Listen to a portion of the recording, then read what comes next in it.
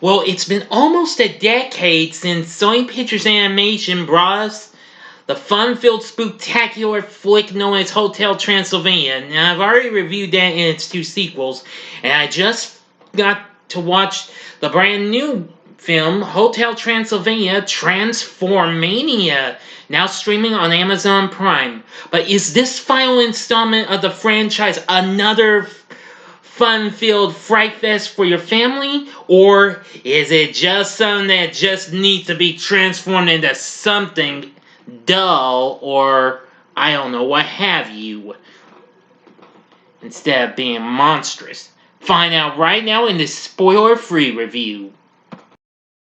Big D's Entertainment Rankings and Reviews. So greetings, my fellow YouTubers, and welcome to Big D's Entertainment Rankings and Reviews. My name's Doyle, better known to you as the Big D, and this time around I bring to you a spoiler-free review of the just now released Hotel Transylvania Transformania, which is released by Amazon Studios for Sony Pictures, who were originally supposed to give this to us a few months back last year, but because of the surging case of the you-know-what, they were forced to sell it to someone else, and, well, Amazon Studios guy, considering Netflix had gone their last few attempts. This is the fourth and final installment of the Hotel Transylvania franchise. Now, if you haven't seen my reviews for the other three movies, I advise you to click on the card, and that'll take you to the playlist, so that way you can catch what you might have missed or see them again if you'd like. I already saw the Hotel Transylvania 3 reviews done very well, and 2's right behind it. Okay, that ought to do it. Now, this unfortunately is the first not to be directed by Jendy Tarkovsky. But however, he serves as the writer of the co-writer of the screenplay based on a story he wrote. And it was directed by Jennifer Kluska and Derek Dreiman in their respective feature-length directorial debuts. Now, Andy Samberg, along with Selena Gomez, who also served as an executive producer, Catherine Hahn, Jim Gaffigan, Steve Buscemi, Molly Shannon, David Spade, Keegan-Michael Key, Fran Drescher, and Asher Blinkoff are all back in this. But unfortunately, Adam Sandler and Kevin James do not return. This time Drac is voiced by YouTube sensation Brian Hull, while Frankenstein is voiced by Brad Abril. But everyone else is back in this, however. Okay, well, except maybe for one of them. Yeah, because since Adam Sandler was involved, his daughter Sadie's not involved in this either. So, as Wayne Wanda's daughter Winnie, a friend of Dennis, Mavis, and Johnny's kid, she's voiced by Zoe Berry. Anyway, in this film, Drac and Johnny are apparently transformed into a human and monster. Well, during the 125th anniversary of Hotel Transylvania, Mavis overhears her dad's plans to retire and leave the hotel to her and Johnny. Well, Johnny's really getting carried away, but Drac just, well, messes everything up. So, Johnny decides to get Van Helsing to help him become a monster with a ray that can turn people into monsters and vice versa. And Johnny becomes this dragon-like monster and what have you. But things do take a turn for the worst when the race crystal gets broken as Dracula becomes human.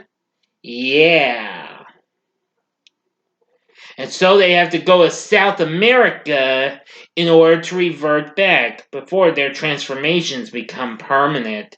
That's all I'm telling you of this story, nothing else. Because I think that's all you should know about the plot. But that's not factory 110% spoiler, so I'd still say it's spoiler free for me. Now, from what I've seen of the film, it did provide me with a ton of laughs, though. I got a lot of laughs. Now, considering the film's got mixed reviews, but hey, I'm understanding and what have you. But I thought this was way fun than I expected. I did have some downsides, though, with the film. Now, first of all, the new voices. Now, well, I've never really checked Brian Hull out on YouTube. If you're watching this, I do apologize. I know he's got a lot of big subscribers. He's a voice impersonator and everything. I've read about this guy. Brian Hull is good as Dracula. Not as good as Adam Sandler, but he does his extreme best though. And as for Brad Abril as Frankenstein, well, he's just almost as good as Kevin James, but not 100% though. But everyone else is still good. And Andy Samberg is Johnny, Selena Gomez is Mavis. Let's see, Catherine Hahn is back as Erica Van Helsing. Let's see, Jim Gaffigan as Professor Van Helsing. Steve Buscemi as Wayne and Molly Shannon as Wanda. David Spade as Griffin. And Keegan-Michael Key as Murray. Who, of course, Frankenstein, Wayne, and Griffin and Murray all become human as well, which you probably already know from the trailer. Fran Drescher's back as Eunice, and Asher Blinkoff as Dennis. So, I gotta say, this was just wow. It just provided a ton of laughs and what have you. Now, another downside I had was kind of the weirdness of cartoonity and what have you. That's kind of a first mention from the MPA, because now there might have been some involved and what have you. Now,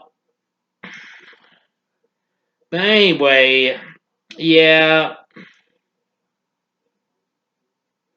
But however, Mark Mothersbaugh was brought back to do the score, which that was good. And well, I will say it's not too bad. I can't guarantee you if this is as good as the other three, but it kind of does come close though. But well, I'll have to rewatch the other three though. But even so, Hotel Transylvania, Transformania, well, it's reasonable and all. It's just that, well, some of its weirdness and what have you, in cartoonity, kind of just was a little, I don't know. And well, and the new voices for Drac and Frankenstein were, well, like I said, not as good as the originals, but they tried their extreme best though.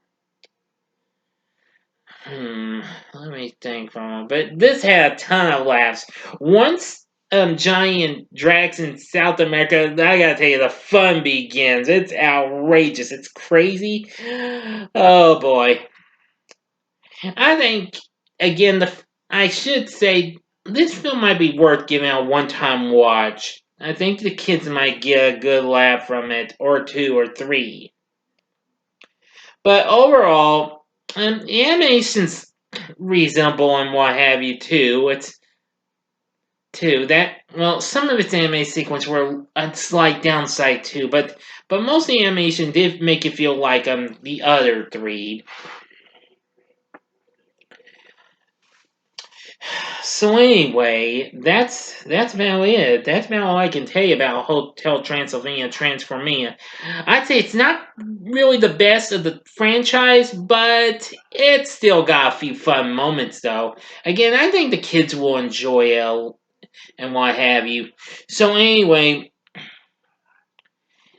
but for my score for Hotel Transylvania Transformania, I'm going to give it. Please don't go into it into chaos or anything. I'm giving the film 4.5 stars. On a scale of 1 to 10, I'm going to give it a 9. Yeah, that would do it all right. That's from my point of view, but you don't have to take my word for it. You be the judge, okay? If you are a big Hotel Transylvania fan, then watch this. But just to be on the safe side, maybe give it a one-time watch, though, first. Before you get any ideas of watching more than one time. You know what I'm saying? Great. Alright, so what are your thoughts on Hotel Transylvania Transformania? Have you watched this yet? It's streaming now on Amazon Prime. Just let me know what your thoughts are. If you like this video, click the like button, subscribe to my channel, and be a part of the Big D Nation. Join me next time when I bring to you a review of Diary of a Wimpy Kid Dog Days. So thanks for watching, and if you like this, you may want to consider checking out my reviews for these previous Sony Pictures animation features, both of which came to Netflix last year. Well, actually, all 3 of these came to Netflix. I'll give it all 3 of them.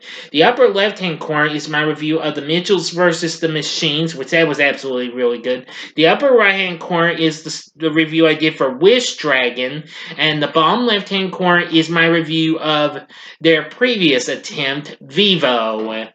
And the bottom right-hand corner is the button you can click to subscribe. If you like rankings and reviews on movies, TV, music, video games, etc., then I'm your guy. Thank you for watching. Until next time, I'm the Big D saying, see ya.